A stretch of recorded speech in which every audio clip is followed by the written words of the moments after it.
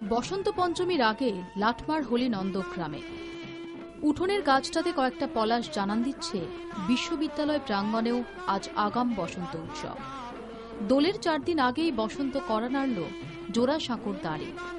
ফাগুন হাওয়ায় হাওয়ায় আবির রাঙা রবীন্দ্রভারতী বিশ্ববিদ্যালয়ের ছাত্রছাত্রীরা এক ফাগুনের গানে জাগ্রত বসন্তকে স্বাগত জানালো ওরা। দক্ষিণ কলকাতার মেয়েটা যেমন এবার প্রথম এসেছে জোড়াসাঁকোর বসন্ত উৎসবে। পুরনো বন্ধু আর ফেলে আসা আড্ডার টানে ফিরে ফিরে এসেছে কেউ। উৎসবের শতরং দিনভর লুটোপুটি খেল অশোকে পলাশে। যদিও এটা আমার প্রথমবার, বাট এসে খুব ভালো লাগছে।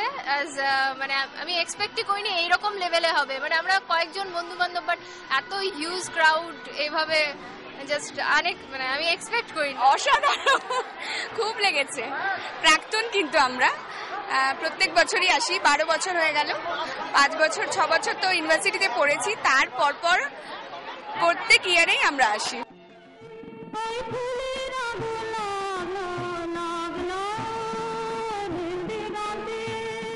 নীল দিগন্তেই কি শুধু ফুলের আবির লাগে? সে আবির রং লাগালো দামাল মনেও।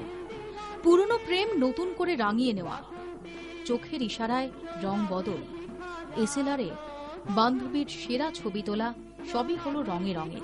কোনোদিন এখানে আসিনি, প্রথমবার এসেছি, ছবি তুলছি, রং মাখিয়ে দিয়েছে এরা সবাই মিলে, খুব মজা করছি আজকে। আর যেটা বলা যায় যে মানে নতুন করে রং লাগা খানিকটা হলো বটে আজকে।